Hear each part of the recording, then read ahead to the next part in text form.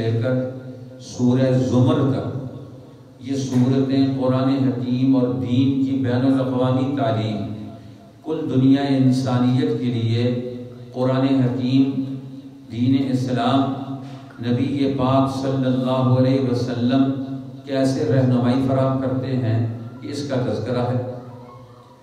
یہ جو سورۃ النحل ہے، نحل کہتے ہیں عربی میں شہد کی مکھی کو۔ اللہ تعالیٰ نے شہد کی مکھی کا اس میں بیان کیا اور اس بیان سے ہمیں قرآن حکیم کی تعلیمات کی طرف، اس کے علم کی طرف، اس کی طہارت و لطافت کی طرف، اس کی فطرت اور پاکیزگی کی طرف توجہ دلائی۔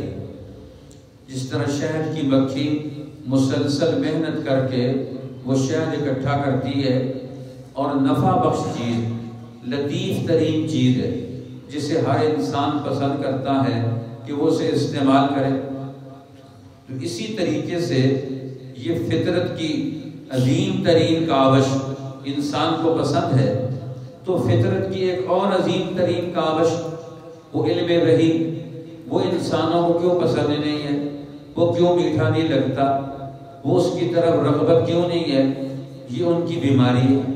اس لیے علم وحی سے اللہ کا امر ثابت ہوتا ہے۔ وحی کے علم سے انسانوں کے لیے زندگی کا قانون اور سوسائٹی کی تشکیل کا قانون واضح ہوتا ہے۔ اس لیے اللہ تعالیٰ نے اس سورت کا آغاز اسی سے کیا، اتا امر اللہ، اللہ کا حکم آپ پہنچا، فلا تستعجلوا، تم جلدی نہ کرو۔ اب یہ کون سا اللہ کا حکم ہے؟ یہ اللہ کا حکم وہ ہے جو حکم جس کے نتیجے میں دنیا میں کائنات وجود میں آئی، زمین و آسمان وجود میں آئے، پھر اس کے نتیجے میں دنیا میں حیوانی نظام وجود میں آیا۔ وہی اللہ کا حکم ہے جس کے نتیجے میں دنیا میں نباتاتی نظام وجود میں آیا۔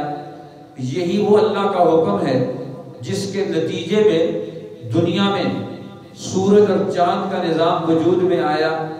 یہی اللہ کا وہ حکم ہے جس کے نتیجے میں بارشوں کا نظام یہ وجود میں آیا۔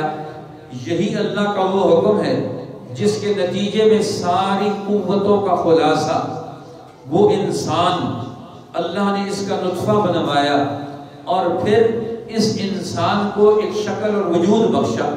اللہ تعالیٰ فرماتے ہیں فَإِذَا هُوَ خَصِيمٌ مُّبِينٌ، اب انسان آگے آ کر جھگڑتا ہے کہ میرا بھی کوئی خالق ہے، میرا بھی کوئی مالک ہے، میرے اوپر بھی کسی کا قانون چلتا ہے۔ اب یہ اس کو تلاش نہیں کرتا، اللہ کا حکم بردار بننے کے بجائے، فرما بردار بندہ بننے کے بجائے یہ ابھی تک جھگڑا کرتا ہے جو اسے دعوت دیتا ہے کہ تم ایک بین الاقوامی قانون کے ماتحت زندگی گزارو۔ فرما سبحانہ وتعالی عما یشرکون، اللہ بلند و بالا ہے اس بات سے کہ تم اس کے ساتھ کسی کو شریک ٹھہراؤ۔ اس لیے ہر نبی آ کر انسانوں کو یہ بنیادی مسئلہ سمجھاتا ہے کہ انسانوں کے اوپر صرف اللہ کا قانون چلتا ہے۔ جس طرح پوری کائنات میں اللہ کا قانون چلتا ہے، اگر سورج چاند پر کسی اور کا قانون چلتا تو کتنی تباہی ہوتی۔ اسی طرح حیوانیت، زندگی پیدا ہونے میں اگر لوگوں کے اثرات ہوتے تو پھر حیوانی زندگی کتنی تباہیوں کا شکار ہوتی۔ اگر بارشوں کے نظام پر انسانوں کا کسی اور مخلوق کا کنٹرول ہوتا تو یہ کائنات کا نظام کتنا تباہ و برباد ہوتا۔ اس لیے اللہ تعالیٰ نے فرمایا اس سورت کریمہ میں توجہ دلائی نعمتوں کا تذکرہ کر کے، اس کو سورۃ النعم بھی کہتے ہیں کہ انسان زندگی میں بے شمار چیزوں کا محتاج ہے۔ جس چیز کا یہ محتاج ہے وہ اس کی نعمت ہے، اللہ کی طرف سے وہ نعمت ہے۔ وہ نعمت نہ ملے تو انسان کی زندگی پوری نہیں ہو سکتی۔ اب دیکھو اسی طرح یہ کائناتی نظام ایک اصول کے تحت یہ نتائج دیتا ہے، جس طرح ان لکم فی الانعام لعبرہ، تمہارے لیے چوپاؤں کے اندر نشان ہے، عبرت ہے، سوچنے کا مقام ہے۔ اب دیکھو ایک چوپایا وہ گھاس کھاتا ہے اور گھاس کھانے کے بعد اس کے بعد گھاس کتنے حصوں میں تقسیم ہو جاتا ہے، اس کا غلہ اور اناج، یخرج من بطونی شراب یخرج من بطونی۔ اب فرمایا جانور کو دیکھو، اب وہ جانور گھاس کھانے کے بعد شراب مختلف النلوان، اب قرآن کہتا ہے کہ وہ کھاتا گھاس ہے اور پھر اس کے بعد وہاں سے دودھ الگ ہو جاتا ہے، پیشاب پخانہ الگ ہو جاتا ہے، خون اس کا الگ ہو جاتا ہے۔ اب یہ جانور کے اندر یہ کون سی چیز کام کر رہی ہے؟ ایک قدرت کا ایک قانون ہے، بین الاقوامی قانون ہے جو حیوانیت کے اوپر نافذ ہوتا ہے۔ تو اب یہ جانور ان لکم فی الانعام لعبرۃ نسقیکم مما فی بطونہ من بین فرث ودم لبنا خالصا، فرمایا ہم تمہیں خالص دودھ پلاتے ہیں، من بین فرث ودم، ایک طرف گوبر ہے ایک طرف خون ہے، اس کے اندر سے ہم کتنا خالص دودھ نکال کر تمہیں دیتے ہیں۔ اور اگر جانور کے اندر کا نظام لیک ہو جائے، اس کا خون اور اس کا گوبر دودھ کے اندر مکس ہو جائے تو پھر انسانوں کو کتنی مشکلات آئیں۔ تو فرمائے اب یہ جانور قدرت کے قانون اور نظام کے تحت چلتا ہے تو تمہیں خالص چیزیں دیتا ہے، ہر چیز الگ الگ کام کرتی ہے۔ اسی طرح انسان بھی قدرت کے قانون کے تحت ہے، بین الاقوامی قانون کے تحت ہے۔ اور بین الاقوامی قانون کس کا ہے؟ وہ اللہ کا، وہ قانون فطرت ہے۔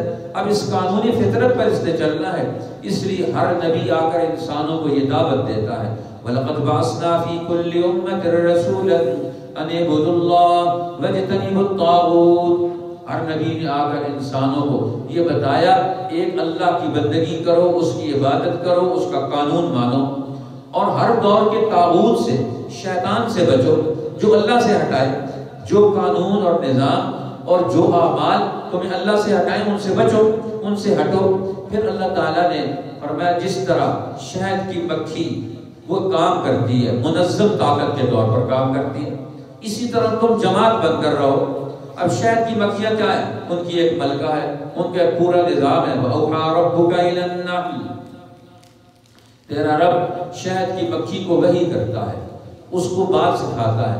اب شہد کی مکھی اڑتی ہے، اڑ کر وہاں سے پھولوں سے رس چوستی ہے، ثُمَّ كُلِي مِن كُلِّ الثَّمَرَاتِ فَاسْلُكِي سُبُلَ رَبِّكِ ذُلُلًا، اب دور تک چلی جاتی ہے اور پیچھے ان کا راڈار فٹ ہوتا ہے، اندر ایک مکھی بیٹھی ہوتی ہے، وہ اپنی آواز نکال رہی ہوتی ہے اور ساری مکھیاں دور دور چلی جاتی ہیں، بکھر جاتی ہیں، پھر واپس آ کر یہاں جمع ہو جاتی ہیں اور بکھرے ہوئے جو کچھ انہوں نے کلیکشن کی تھی وہ واپس آ کر وہاں شہد کی شکل میں اس کو اگال دیتی ہیں۔ اب یہ کیا ہے؟ یہ شہد کی مکھی یہ مسلسل اور منظم کام کرتی ہے، جس کے نتیجے میں شہد وجود میں آتا ہے۔ اب فرمایا شہد کیا ہے؟ یخرج من بطونها شراب مختلف الوانه فیہ شفاء للناس، اب اس کے پیٹ سے مختلف رنگوں کے شہد آتے ہیں، مختلف مزاج کے شہد آتے ہیں، جس پھل کو چوس کر آئے گی، جس پھول سے جوس نکال کر لائے گی، ریفائن ترین شکل میں وہ چیز لے کر آتی ہے۔ اب دیکھو کائنات سے اس نے چیز لی، اس کو ریفائن کیا، اس کو اپنے اندر ڈالا اور پھر اسے کئی پرتوں سے اسے واپس نکال کر پھر دوبارہ اسے شہد بنایا، کتنی ریفائن شکل میں ہے۔ اسی طریقے سے انسانی سوسائٹی کے علوم، وہ دنیا میں جو اللہ کے نیک بندے ہیں جن کو مفہمین کہا جاتا ہے، جن کی سمجھ تیز ہو جاتی ہے، جن کی عقل تیز ہو جاتی ہے، اسی طرح یہ شہد کی مکھیاں یہ شہد کے لیے تیاری کرتی ہیں، تو انسانوں میں سے قابل ترین انسان، انسانی معاشرے میں 4 قسم کے لوگ ہوتے ہیں، سوسائٹی میں 4 قسم کے لوگ ہوتے ہیں، اسی طرح وہ بھی کام کرتے ہیں۔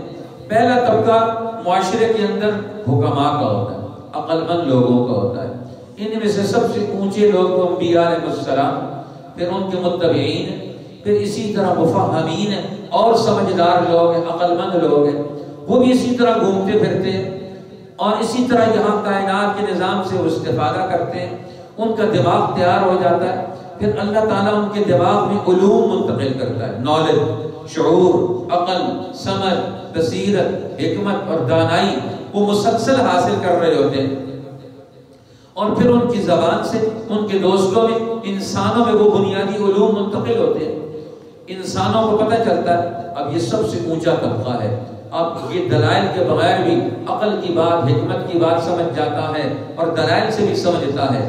دوسرا طبقہ وہ قوموں کے اندر وہ طبقہ ہوتا ہے جس کی قوت خیالیہ مضبوط ہوتی ہے.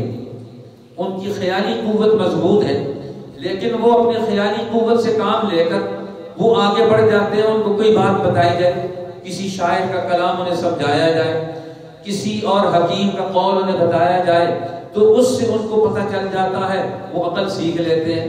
تیسرا طبقہ وہ قوموں کے اندر وہ ہوتا ہے جس کی وہمی قوت غالب ہوتی ہے. وہم کی قوت، یہ عام لوگ ہوتے ہیں، یہ کہانیاں کیسے ان کو سناؤ تو خوش ہوتے ہیں، خرافات سناؤ تو خوش ہوتے ہیں، ڈرامے کی بات بتاؤ تو ادھر بیٹھتے ہیں، دوسری باتوں میں نہیں بیٹھتے. اب یہ خرافات کا مجموعہ، مختلف قسم کے قصے، کہانیاں اور افسانے جھوٹ موٹ گھڑ گھڑ کے لوگوں کو سنایا جاتا ہے، وہ اس میں خوش ہوتے رہتے ہیں کہانیاں کیسے سن کر. اس کا زندگی کے ساتھ کوئی تعلق ہی نہیں، سوسائٹی کی تشکیل کے ساتھ کوئی تعلق ہی نہیں.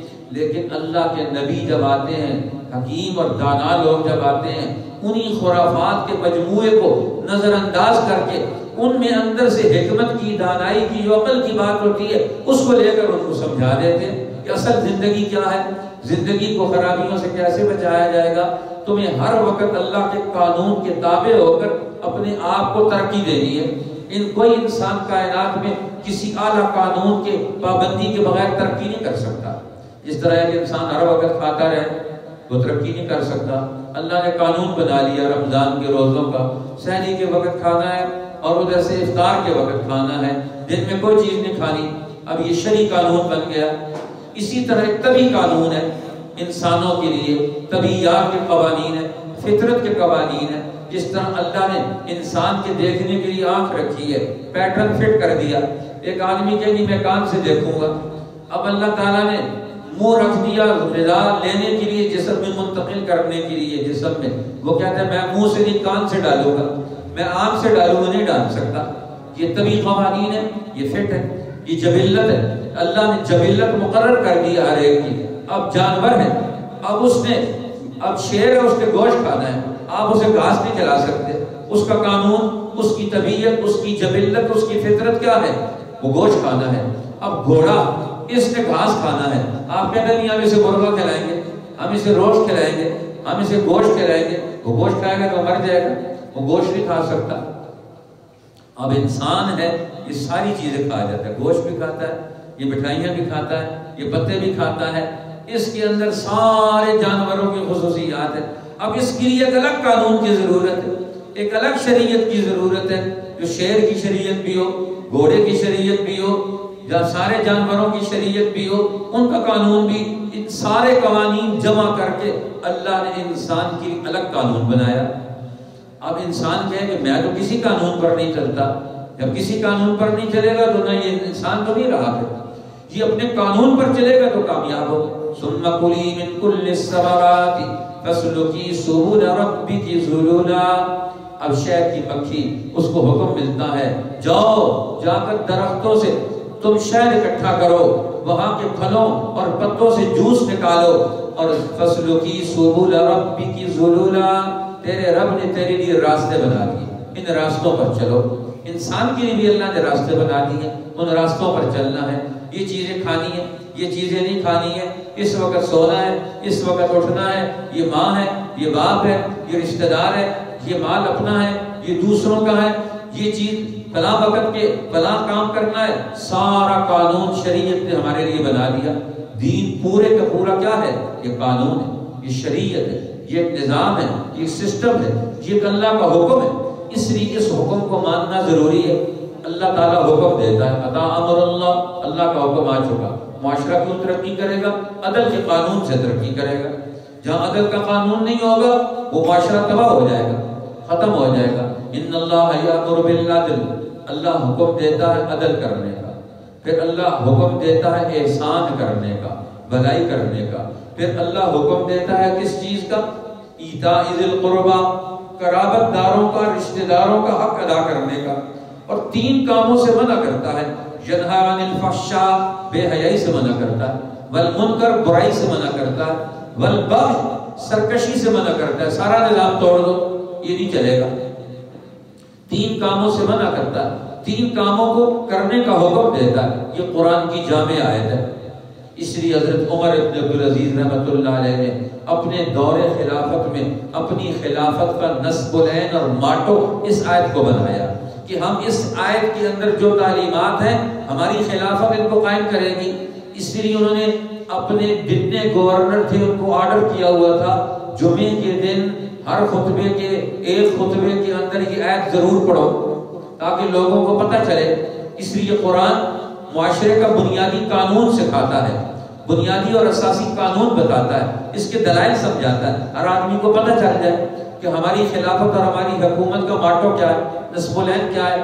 یہ 3 کام کرنے اور 3 کاموں سے انہوں نے روکنا ہے.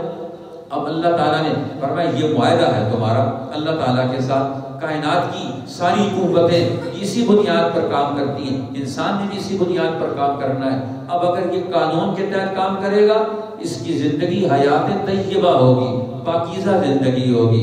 اور اگر یہ غلط کرے گا، یہ معاہدات کو توڑے گا، قانون کو توڑے گا، عدل ختم کرے گا تو یہ تباہ و برباد ہو جائے گا. حدیث پاک میں آتا ہے ایک دفعہ ایک دیہاتی سردار اپنی قوم کا نمائندہ بن کر کے نبی پاک صلی اللہ علیہ وسلم کے پاس آیا کہ آپ کی محنت کیا ہے، آپ کا دین کیا ہے، آپ کا پروگرام کیا ہے، آپ نے کیوں یہ ساری محنت کی ہوئی ہے، اپنی قوم سے لڑ رہے ہیں، یہ سارے کام کر رہے ہیں، کیا مسئلہ ہے آپ کو؟ تو مجھے اپنی بات سمجھائیں. تو رسول اللہ نے اس وقت تک نازل ہونے والے قرآن میں سے یہ سورۃ النحل کی آیت نمبر 90 ان اللہ یأمر بالعدل والاحسان یہ پڑھ کر اسے سنائی. کیوں؟ اس نے وہ پوچھا تھا، اگر سوال کیا، پہلا سوال تھا اس کا من انتا، آپ کون ہیں؟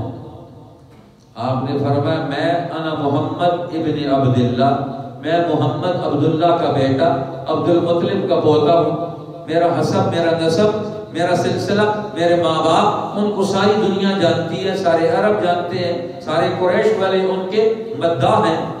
میرا سلسلہ نسب واضح ہے. پھر دوسرا سوال اس نے کیا ما انتا، آپ کی حیثیت کیا ہے، آپ کو کس نے کیا بنایا ہے؟ فرمایا انا رسول اللہ، میں اللہ کا رسول ہوں. میں نسل اور نسب میں عبداللہ کا بیٹا عبد المطلب کا پوتا ہوں اور میں اپنی حیثیت میں اللہ کا نمائندہ ہوں، رسول اللہ ہوں. انہوں نے پوچھا بما جئت بھی، آپ کیا لے کر آئے ہیں، آپ کا پروگرام کیا ہے، آپ کا مشن کیا ہے؟ تو رسول اللہ نے یہ آیت پڑھ کر بتائی کہ عدل کرنا ہے، نظام عدل پیدا کرنا ہے، معاشرے کے اندر جو ظلم ہے اسے ختم کرنا ہے. اللہ نے عدل کا حکم دیا، اس لیے ہم عدل قائم کریں گے. اس لیے عدل، انصاف، ہر ایک کو اس کا حق دلانا، ہر ایک کے حق کی حفاظت کرنا، یہ اسلام کہتا ہے. اسلام کا قانون اسی لیے ہے. حضرت عمر رضی اللہ تعالیٰ عنہ ایک دفعہ کیسر روم کا ایک ایلچی آیا مدینہ طیبہ میں، قاصد آیا، سفیر آیا کہ خلیفہ وقت کو پیغام پہنچانا ہے. کہاں ہے خلیفہ وقت؟ تو کسی نے کہا وہ ادھر گئے ہوئے. ادھر گیا تو دیکھا وہاں کوئی نہیں ہے. کسی نے کہا وہاں سے ادھر چلے گئے مدینہ میں. وہاں گیا تو دیکھا وہاں بھی نہیں ہے. کسی نے کہا وہ ادھر چلے گئے. وہاں گیا تو ادھر بھی نہیں ہے. وہاں پہنچا تو کسی نے کہا وہ تو مدینہ کی آبادی سے باہر نکل گئے تھے، دیکھو وہاں گئے وہ ہوں گے. اب وہ کسی کو ساتھ لیا تو اس نے بتایا وہ سامنے درخت کے نیچے امیر المومنین، مسلمانوں کے خلیفہ، نظام عدل چلانے والے، وہ سوئے ہوئے درخت کے نیچے. وہ چلا گیا اس کو بتا کے وہ سوئے ہوئے دور سے. اس نے کہا یہ اکیلے ہیں، ہمارے بادشاہ آگے ہٹو بچوں کی فوج ہوتی ہے اور پورا پروٹوکول ہوتا ہے، دنیا تنگ ہوتی ہے، مریض مر جاتے ہیں، اور اسی طرح کوئی آدمی قبرستان نہیں پہنچتا، صدر صاحب، وزیر صاحب، فلاں صاحب راستے سے گزر رہے ہیں، پروٹوکول لگا ہوا ہے. تو انہوں نے کہا یہاں تو پروٹوکول ہی کوئی نہیں، یہ کیسا خلیفہ ہے، یہ تو عجیب خلیفہ ہے، یہ عجیب نظام ہے، یہ قانون فطرت ہے، یہ نظام فطرت ہے، یہ نظام عدل ہے. خلیفہ وقت اکیلے چل پھر رہا سویا ہوا. اب وہ کہتا ہے اس کی زبان سے جملہ نکلا، وہ تاریخ نے جملہ محفوظ کیا. وہ کیسر روم کا قاصد اور سفیر کہتا ہے عدلتا فنمتا، تو نے عدل و انصاف کیا تو اب عدل و انصاف کرنے کے بعد جنگل میں درخت کے نیچے بغیر فوج کے اکیلا سویا ہوا ہے. اب ہمارے حکمران محلات کے اندر، فوجوں کے پہرے کے اندر، اور اس کے پہرے کے ساتھ ساتھ اوپر کانٹے دار تارے لگی ہوتی ہیں اس کے اندر، باہر کیمرے فٹ ہوتے ہیں اس کے اندر، پھر بھی ان کو نیند نہیں آتی، ڈر ہوتا ہے کوئی اندر آ کے مار کے نہ چلا جائے. کیوں؟ کہ انہوں نے عدل نہیں قائم کیا، انصاف نہیں قائم کیا. تو نے عدل فآمنت فنمت، تو نے عدل قائم کیا، عدل سے امن قائم ہوا، امن کے نتیجے میں تو آرام کی نیند سو رہا ہے، تو یہ مسئلہ ہو گئی. اس لیے عدل کرنے والے اللہ کو پسند ہے. اس لیے فرمایا رسول اللہ نے قیامت کے دن اللہ کے عرش کے نیچے جو 7 آدمی ہوں گے جن کو اللہ اپنے عرش کا سایہ دے گا، ان میں سے پہلا آدمی وہ ہوگا الامام العادل، عادل حکمران، جو قوم میں عدل کرتا ہے، انصاف کرتا ہے، انصاف کا نظام چلاتا ہے، ظلم نہیں کرتا، طرفداری نہیں کرتا، کسی کا حق نہ خود مارتا ہے نہ دوسروں کو مارنے دیتا ہے. اب ایسا آدمی یہ ترقی کرتا ہے. اس لیے قرآن نے پھر ہمیں بتایا کہ کامیاب سوسائٹی کون سی ہے، کامیاب معاشرہ کون سا ہے اور ناکام معاشرہ کون سا ہے. ضرب اللہ مثلا قریۃ کانت آمنۃ مطمئنۃ یأتیہا رزقها رغدا من کل مکان فکفرت بانعم اللہ. کامیاب سوسائٹی، کامیاب معاشرہ کون سا ہے؟ کانت آمنۃ، جس میں امن ہو، مطمئنۃ، جس میں اطمینان ہو. اور اطمینان کا نتیجہ کیا ہے؟ یأتیہا رزقها رغدا من کل مکان. ہر آدمی کے لیے خوشحالی خوشحالی ہے، مال دولت، غلے، اناج، پھل فروٹ، سبزیاں، جانور، ہر قسم کی نعمتیں، نہریں بہہ رہی ہیں ہر چیز کی. فرمایا یہ سوسائٹی ترقی یافتہ. کیوں؟ ان کی سیاست میں عدل ہے، ان کی معیشت میں عدل ہے، ان کی سماجی زندگی میں عدل ہے. اس کے نتیجے میں جب عدل آیا تو وہاں امن آیا، امن آیا تو خوشحالی آئے گی. جہاں امن ہوگا لوگ انویسٹ کریں گے، لوگ محنت کریں گے، تاجر محنت کریں گے، اسے پتہ ہے میری جان محفوظ ہے، میرا مال محفوظ ہے. کوئی آدمی کسی کے مال کو، کسی کے جانور کو، کسی کی کھیتی کو نقصان نہیں پہنچاتا. ہر آدمی کی محنت محفوظ ہے، ہر آدمی کا گھر محفوظ ہے، ہر آدمی کے بچے محفوظ ہیں، وہاں امن ہے. تو فرمایا یہ امن، یہ سب سے زیادہ، یہ 3 بنیادی اصول ہیں دنیا میں کسی بھی کامیاب معاشرے کے، سوسائٹی کی، ترقی یافتہ سوسائٹی کے. اور اس کے مقابلے میں جو دوسری تباہ ہونے والا، برباد ہونے والا معاشرہ کون سا ہے؟ فَكَفَرَتْ بِأَنْعُمِ اللَّهِ، یہ اللہ کی نعمتوں کا انکار کیا. فَأَذَاقَ اللَّهُ لِبَاسَ الْجُوعِ وَالْخَوْفِ، تو ان پہ اور خوف مسلط ہو گیا، بھوک مسلط ہو گئی، بھوک آ گئی، معاشی بحران آ گئے، غربت پیدا ہو گئی، خوف پیدا ہو گیا اور امن ختم ہو گیا. اب ان کا ظلم پیدا ہو گیا. اب یہ تباہ حال معیشت ہے، تباہ حال سوسائٹی ہے. قرآن اس کا نقشہ ہمیں سمجھا کر ہمیں توجہ دے جاتا ہے. اب مکہ پہلے امن والا تھا، پھر ظالم آئے، برباد ہو گئے، پھر رسول اللہ نے وہاں کر امن قائم کر دیا. اسی طرح قیامت تک جب بھی لوگ کھڑے ہوں گے قرآن کے قانون کے مطابق وہ عدل قائم کریں. اب قرآن کا قانون، یہ دنیا میں عدل و انصاف یہ خود قائم نہیں ہوتا، اس کے لیے محنت کرنی پڑتی ہے. محنت کا نام کیا ہے؟ اس کا نام ہے نظام دعوت. آپ ان اعلیٰ نظریات، اعلیٰ تعلیمات کو معاشرے کے ہر طبقے میں پہنچائیں، معاشرے کے ہر طبقے کو سمجھائیں، پڑھنے والوں کو، سمجھنے والوں کو، تاجروں کو، ہر طبقے کو سمجھائیں. ادعو الی سبیل ربک، اپنے رب کے راستے کی طرف دعوت دو. اب نظام دعوت ہے. آپ اپنے نظریات کو نئے لوگوں کو سمجھاؤ، پھر ٹیم بناؤ. دعوت کے ذریعے سے اپنی ٹیم پیدا کرو، جماعت پیدا کرو. اب دعوت کے نظام دعوت، اللہ کے نبی کیا کرتے ہیں؟ دعوت دیتے ہیں، اپنے نظریات کی پروگرام پیش کرتے ہیں، ہر ایک کو سمجھاتے ہیں، اس کے ذہن کے مطابق اسے سمجھاتے ہیں، قانون قدرت سمجھاتے ہیں، قانون فطرت سمجھاتے ہیں، قانون عدل سمجھاتے ہیں. اب یہ دعوت ہے. ادعو الی سبیل ربک بالحکمت، حکمت سے سمجھائیں، والموعظۃ الحسنۃ، اور دل کے جذبے اور ارادے سے سمجھائیں، شفقت ہو کہ یہ بچ جائے، یہ ظلم نہ، یہ تباہ نہ ہو، شیطان کا ساتھ نہ دیں، یہ غلط کام نہ کریں. اور فرمایا وجادلہم باللتی ہی احسن، اگر مجادلہ ہو، گفتگو ہو، حجت بازی ہو، دلائل ہو تو ان کو دلائل دے کر سمجھائیں. یہ کامیاب ہو جائیں گے، یہ آ جائیں گے، حق کی جماعت بن جائے گی. اگلا دور آئے گا. اب جماعت بن گیا تو جماعت کا کام کیا ہے؟ وہ مرکز بنائے، اور مرکز بنا کر دنیا کے بین الاقوامی مراکز میں وہ پہنچے اور وہاں پہنچ کر لوگوں کو جمع کر کے نئی طاقت بنائے. اب سورہ بنی اسرائیل میں اللہ تعالیٰ نے قرآن کی اس امر اللہ کے تعلیم پر جمع ہونے والی اجتماعیت اور قوت کو فرمایا آگے بڑھو. یہ کعبۃ اللہ تو تمہارے پاس ہے، اب بیت المقدس کو اور ان دونوں کو اس اعلیٰ تعلیم کے نیچے جمع کرو.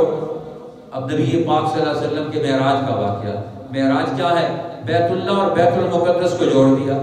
ابراہیم علیہ السلام کی ایک جماعت بنو اسماعیل کی، ابراہیم علیہ السلام کی دوسری پارٹی، دوسرا حصہ خاندان کا بنی اسرائیل کا، جن کے پاس بیت المقدس ہے، ان دونوں کو ایک کمانڈ میں جمع کر کے بین الاقوامی قانون پیدا کرو، بین الاقوامی نظام پیدا کرو۔ اب بین الاقوامی نظام میں کیا ہوگا؟ قرآن یہ سمجھاتا ہے کہ وہاں کیا چیز ہوگی؟ وہاں تورات کے 9 اصول الگ، قرآن میں 3 اصولوں کا اضافہ کر کے اس کے ساتھ جمع کر دیے۔ یہ 2 رکوع قضا ربک الا تعبدوا الا ایہ، جس میں اللہ تعالیٰ نے یہ تقریباً 13-14 اصول بیان کیے ہیں۔ اب یہ تعلیمات ہیں قرآن کا اور سابقہ ساری آسمانی کتابوں کا خلاصہ۔ اب ان کو لے کر تم آگے بڑھو، اس کی طاقت بن جاؤ، ان کو دنیا میں عمل میں لے کر آؤ۔ اب نبی پاک صلی اللہ علیہ وسلم نے یہ کر کے دکھایا۔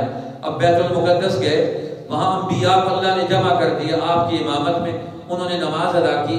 دنیا کی ساری قوموں کو، اب قوموں کے امام رسول اللہ کی اقتداء میں آ گئے تو وہ ساری قومیں بھی تو آپ کی اقتداء میں آ گئی۔ اب قیامت تک کے آنے والے انسانوں کے لیے بین الاقوامی نبی وہ محمد الرسول اللہ، عرب قوم کے قومی نبی بھی ہے اور کل انسانیت کے بین الاقوامی نبی بھی ہے، خاتم النبیین بھی ہے۔ آپ پر نبوت ختم ہو گئی، سارے نبیوں کے نمائندہ بھی ہیں، لہذا اب آپ کیا کریں گے؟ مقام محمود پر فائز ہوں گے۔ وَابْعَثْهُ مَقَامًا مَحْمُودًا، یہ نبی ہمارا بین الاقوامی نظام پیدا کر کے مقام محمود پر فائز ہو۔ اس لیے اللہ تعالیٰ فرماتے ہیں قیامت کے دن سارے لوگ جو آئیں گے دنیا میں، جس امام جس لیڈر کو انہوں نے مانا ہوگا اسی لیڈر کے ساتھ آئیں گے۔ یوم ندعو کل اناس بإمامہم، ہم قیامت کے دن بلائیں گے، ہر ٹیم ہر آدمی اپنے لیڈر کے ساتھ آئے گا، جس کا اس نے دنیا میں تعاون کیا، جس کی رائے کو تسلیم کیا، جس کے قانون کو اس نے چلایا، اس کے ماتحت رہا، اب اسی کے ساتھ آئے گا۔ اب جنہوں نے نبیوں کے ذریعے سے اللہ کا قانون چلایا وہ نبیوں کے ساتھ ہوں گے۔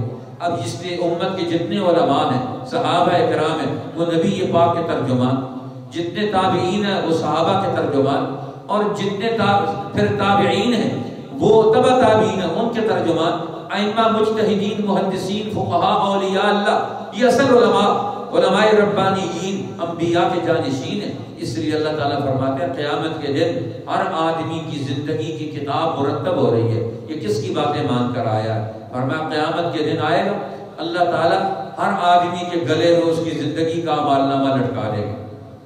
وہ دن آ رہا ہے، نخرج له یوم القیامت کتابا یلقاہ منشورا، ہر آدمی کی کتاب حیات اس کے گلے میں لٹکائی جائے گی۔ سی وی جس طرح لٹکایا جاتا ہے نا، اب سی وی دیتے ہیں کہ پڑھو اس میں میری زندگی کیا لکھی ہوئی ہے، وہ سی وی اس کا گلے میں لٹکا ہوا ہوگا اور پھر وہ سکرین پر بھی چل رہا ہوگا۔ پتہ چلے گا ساری محشر والوں کو یہ دنیا میں شیطانوں کا ساتھی تھا، یہ نمرودوں کا ساتھی تھا، یہ فرعونوں کا ساتھی تھا، اور اللہ کی طرف سے اعلان ہوگا عرش عظیم سے، اقرا کتابک، اپنی زندگی کی کتاب پڑھتا جا اور شرماتا جا۔ اقرا کتابک کفا بنفسک اليوم علیک حسیبا، آج تیرا حساب و کتاب تو خود مطالعہ کر کے بتا لے کہ تو کہاں کھڑا ہے، کن لوگوں کے ساتھ کھڑا تھا۔ پھر اللہ تعالیٰ نے فرمایا اب تمہارے لیے ضروری ہے اپنے اوقات کی تعیین کرو، اقیم الصلاۃ لدلوک الشمس الی غسق اللیل، اب نماز قائم کرو، اجتماعیت پیدا کرو، طاقت بناؤ، قرآن کے علم کے ذریعے سے کھڑے ہو جاؤ نماز کے لیے، سورج ڈھلنے کے ساتھ سے لے کر اب یہ ساری نمازوں کے اوقات کا تذکرہ کر دیا، اور خاص طور پر فرمایا وَمِنَ اللَّيْلِ فَتَهَجَّدْ بِهِ نَافِلَةً لَكَ، رات کو خاص طور پر تہجد کے وقت اٹھ کر آپ نفل پڑھے، اور نفل نام ہے اللہ کا قرب حاصل کرنا، انسان اللہ کے قریب ہوتا چلا جائے، اور جب آپ اللہ کے قریب ہوں گے عَسَىٰ أَن يَبْعَثَكَ رَبُّكَ مَقَامًا مَحْمُودًا، آپ کا رب آپ کو مقام محمود پر فائز کرے گا۔ اس لیے دنیا میں جتنی قوموں نے ترقی کی وہ سحری کو اٹھ کر اللہ کو راضی کرتے ہیں، غور و فکر کی عادت ڈالتے ہیں، ان کی نفسیاتی قوتیں، ذہنی اور عقلی قوتیں وہ ترقی کر جاتی ہیں، وہ ایک نقطے پر جمع ہو جاتی ہیں، ایک طرف عبادت، ایک طرف قرآن کا مطالعہ ہے، اپنی نفس اور خواہشات کو کنٹرول کرنا ہے۔ اب یہ شیطانوں پر حاوی ہوتے ہیں، اب یہی لوگ آگے بڑھتے، جاء الحق وزهق الباطل، حق آیا باطل بھاگ گیا، باطل نے بھاگنا ہے، یہ قوت اسے بھگا کر رہے گی۔ اس لیے اللہ تعالیٰ نے اس صورت میں فرمایا یہ جماعت شیطانوں کے منصوبے ناکام کرے گی، انسانوں کو عزت دلائے گی۔ پھر اللہ تعالیٰ نے سورۃ الکہف، یہ سورۃ الکہف جو ہے اس میں اللہ تعالیٰ نے 3 واقعات بیان کیے۔ پہلا واقعہ وہ اصحاب کہف کا ہے، دوسرا واقعہ اللہ تعالیٰ نے اس میں حضرت موسیٰ اور خضر علیہ السلام کے سفر کا واقعہ بیان کیا، تیسرا واقعہ اس میں عادل بادشاہ سکندر ذوالقرنین عادل بادشاہ کا واقعہ ذکر کیا۔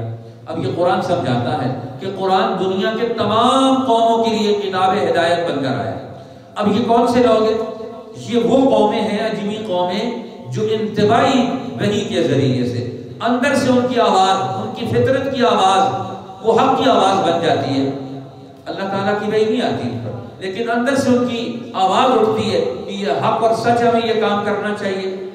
اب یہ سچے لوگ ہوتے، صحیح لوگ ہوتے۔ اب اصحاب کہف کون تھے؟ نبی تو نہیں تھے، لیکن اللہ کے دوست تھے۔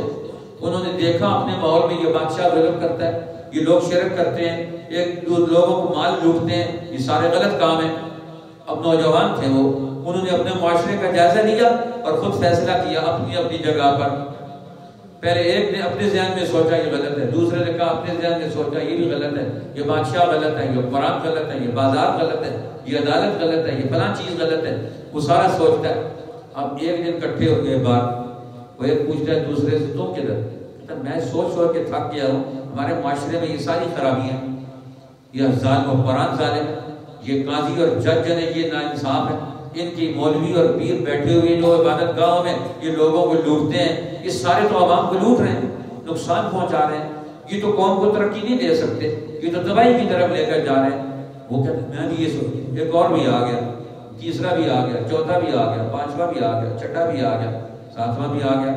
اب سارے اکٹھے ہو گئے، کئی دن اکٹھے ہوتے رہے، اب اکیلے اکیلے سوچا، پھر اکٹھے ہو گئے۔ قرآن کہتا ہے انہم فتیۃ آمنوا بربہم وزدناہم ھدی، یہ نوجوانوں کی ایک جماعت تھی اصحاب کہف۔ انہوں نے سوچنا شروع کیا، آمنوا بربہم، ہمیں ایک بڑے نظام کو، قانون حق کو ماننا ہوگا، اللہ کو ماننا ہوگا جو ہمارا رب ہے، ہم اس پر ایمان لائے ہیں۔ اللہ فرماتے ہیں ہم نے ان کو ہدایت میں بڑھا دیا، ہم نے ان کو رہنمائی دی، تم آگے بڑھو۔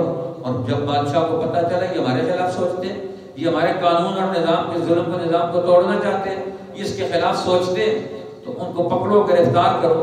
وہ وہاں سے نکل کر بھاگ گئے، غار میں چلے گئے۔ اللہ نے غار کو انہیں محفوظ کر دیا، 350 سال سوئے رہے، 350 سال کے بعد اٹھے تو نیچے دنیا بدل چکی تھی، باہر آئے تو پتہ چلا انہیں اس وقت یہ ہم تو جو نظریہ رکھتے تھے وہ کامیاب ہو گئے، وہ ظالم شکست کھا گئے، 300 سال گزر گئے۔ اب قرآن ان کا واقعہ سنا کر مسلمانوں کو بتاتا ہے کہ وہ لوگ سوچ سکتے ہیں غلط اور صحیح کا، تمہارے پاس تو قرآن موجود ہے، تمہارے پاس تو نبی موجود ہے، تمہارے پاس تو ساری تاریخ موجود ہے، تم کس کا انتظار کرتے ہو؟ پھر حضرت موسیٰ علیہ السلام اپنے گھر سے نکلے۔ اب اللہ تعالیٰ نے ان کو بتایا، موسیٰ علیہ السلام سے کسی نے سوال کیا کہ سب سے بڑا عالم کون ہے؟ تو موسیٰ علیہ السلام ظاہر اس وقت شریعت کے صاحب شریعت نبی تھے، تو انہوں نے کہا اس وقت اللہ کی نمائندگی میں سب سے بڑا عالم شریعتوں کا وہ تو میں ہی ہوں۔ بات صحیح تھی لیکن اللہ تعالیٰ کو پسند نہیں آئی۔ اللہ تعالیٰ کے سپرد کرنا چاہیے ہر کام، اللہ کے سپرد کرنا چاہیے۔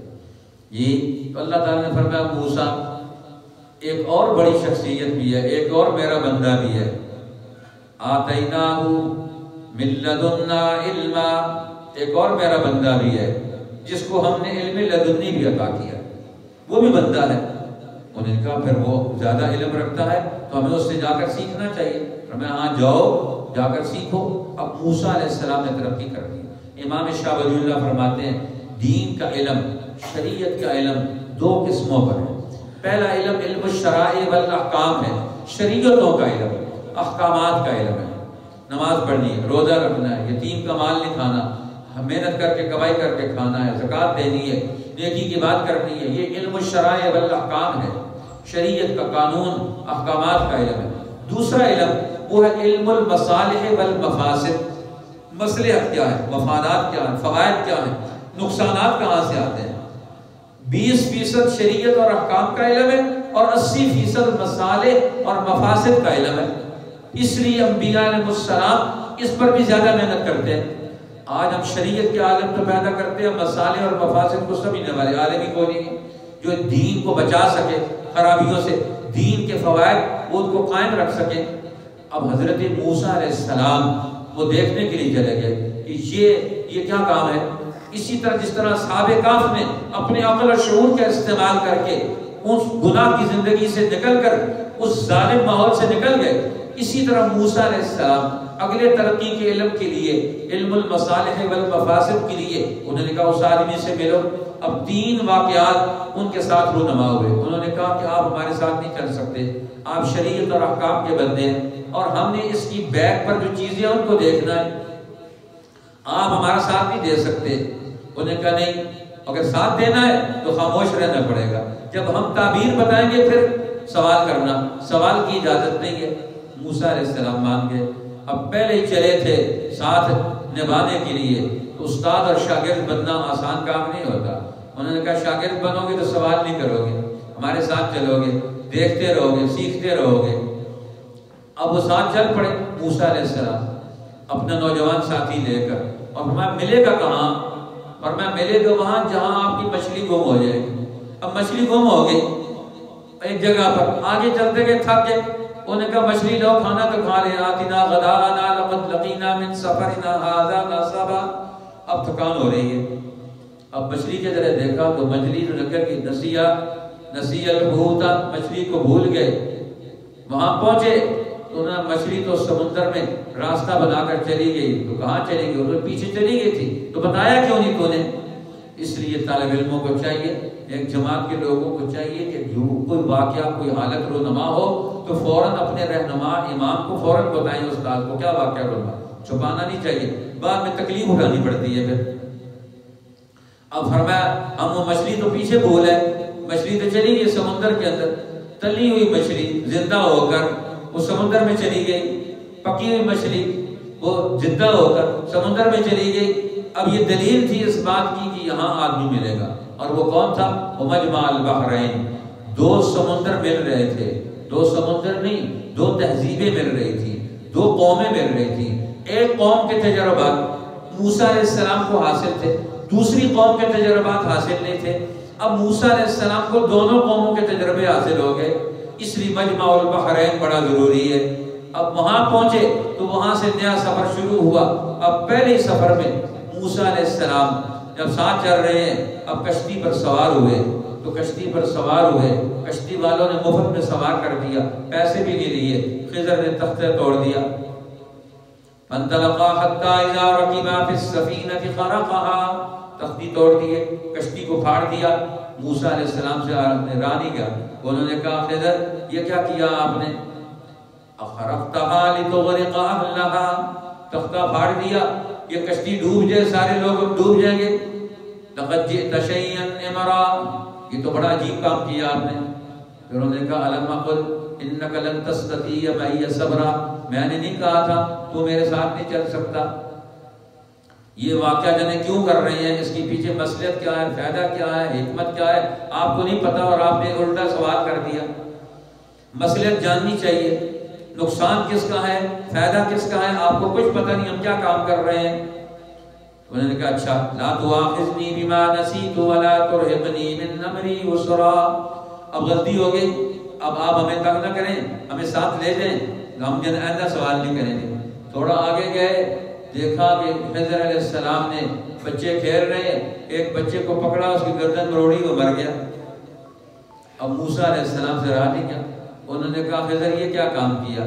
اقتلت نفسا زکیۃ بغیر نفس لقد جئت شیئا نکرا. یہ تو پہلے سے زیادہ غلط کام ہے، پہلے تو تختہ پھاڑا تھا، بندہ مار دیا. انہوں نے کہا تمہیں میں نے پہلے نہیں کہا تھا الم اقل لک انک لن تستطیع معی صبرا. انہوں نے کہا اب بھی پوچھو ان سألتک عن شیء بعدها فلا تصاحبنی قد بلغت من لدنی عذرا. آپ کو عذر پورا ہو گیا، اب نہیں پوچھوں گا. اب خضر علیہ السلام کہ چلو آگے گئے، بھوکے پیاسے چل رہے ہیں، جا رہے ہیں. آگے گئے تو ایک بستی والوں کو کہا بھوکے پیاسے کھانا کھلاؤ، پانی دے دو. نے کہا کوئی کھانا پانی نہیں. اب وہاں دیکھا کھانا پانی ملا کوئی نہیں، تو خضر نے کہا موسیٰ علیہ السلام کو گارا گوندو، یہ دیوار گرا کر دیوار بنانی ہے۔ اب انہوں نے کہا ان بستی والوں نے نہ کھانا کھلایا نہ پانی پلایا، اور آپ کہتے ہیں ہم ان کا کام کریں؟ کیوں کام کریں؟ اب یہ تو اور عجیب معاملہ ہے۔ انہوں نے کہا معاملہ ختم ہو گیا، آپ اور ہم کٹھے نہیں چل سکتے۔ اب میں آپ کو تینوں واقعات کے اندر مصلحت کیا ہے، مفسدہ کیا ہے، میں آپ کو بتاتا ہوں۔ وہ پہلی کشتی کیا تھی؟ اما السفینۃ فکانت لمساکین یعملون فی البحر، وہ کشتی ایک وہ مسکین لوگوں کی، غریب لوگوں کی کشتی تھی۔ آگے ایک ظالم بادشاہ وہ کشتیوں پر قبضہ کر رہا تھا، میں نے تختہ پھاڑ دیا، یہ عیب والی کشتی نہیں پکڑے گا، ان بیچاروں کا روزگار چلتا رہے گا، اس لیے ان کی کشتی بچا لی، ان کا روزگار بچا لیا۔ اب آپ کو آنے والے حالات کا علم نہیں تھا، ہمیں پتہ تھا کہ آگے کیا ہو رہا ہے۔ یہ ظالم بادشاہ نے وہ کشتیاں پکڑ رہا ہے۔ دوسرا مسئلہ، بچے کو کیوں قتل کر دیا؟ اما الغلام فکان ابواہ مؤمنین، وہ جو بچہ تھا اس کے ماں باپ تو مومن تھے، فخشینا ان یرهقهما طغیانا وکفرا، یہ بچہ بڑا ہو کر ان کو بھی کافر بنا دیتا، ان کی محنت بھی برباد کرتا۔ یہ جبلی طور پر یہ کفر کی طرف جا رہا تھا، یہ اپنے پورے خاندان کو کفر میں مبتلا کر کے تباہ کرتا، اس لیے ہم نے اس کو ختم کر کے اس کے خاندان کو ہم نے ان کو بچا لیا۔ اب رہ گیا مسئلہ دیوار کا۔ دیوار ہم نے کیوں چڑھائی؟ انہوں نے خدمت ہی کوئی نہیں کی۔ اما الجدار فکان لغلامین یتیمین فی المدینہ، وہ دیوار ہم نے اس لیے بنائی، وہ دو یتیم بچوں کے دیوار تھی۔ وکان ابواہ مؤمنین صالحین، اس کے ماں باپ ان کے نیک تھے، سچے لوگ تھے۔ ہمیں ڈر لگا ان کا سونا چاندی دولت ماں باپ نے اس دیوار کے نیچے چھپا کے رکھی ہوئی تھی، وہ تو مر گئے، یہ یتیم بچے تھے، ان کے مال کی حفاظت کرنی ضروری تھی، دیوار گرا کر بنا دی تاکہ یہ جب جوان ہوں گے تو اپنا مال نکال کر کام کاج چلائیں گے۔ اس لیے اللہ کے نبی اور سچے اور سمجھدار لوگ انسانوں کے فائدے کے لیے کام کرتے ہیں، ان کو نقصانات سے بچاتے ہیں۔ عادل بادشاہ اسکندر ذوالقرنین وہ دنیا میں ادھر کرتا ہے، یاجوج ماجوج کے مقابلے میں دیوار کھڑی کر دیتا ہے، پوری دنیا کا نظام تبدیل کرتا ہے، محنت مشقت کرتا ہے۔ قرآن نے اس کا واقعہ بھی بیان کیا۔ یہ واقعات سنا کر ہمیں سمجھایا جا رہا ہے کہ قرآن جو قانون دیتا ہے، جو نظام سمجھاتا ہے، مسلمانوں کو اس کو ماننا، اس پر عمل کرنا یہ ضروری چیز ہے۔ اللہ تعالیٰ نے اس کی سمجھ عطا فرمائی۔ سورۃ الکہف فرمایا جو مسلمان اس سورت کو جمعے کے دن پڑھتا ہے اللہ تعالیٰ اس کو فتنوں سے بچاتے ہیں، اس کے لیے نور ایمان پیدا ہوگا، عقل اور شعور کا نور۔ ان واقعات کو پڑھے گا، سنے گا، سمجھے گا، اس کی انسانیت بیدار ہوگی اور فتنوں سے بچے گا۔ اللہ تعالیٰ میں فتنوں سے بچا دے۔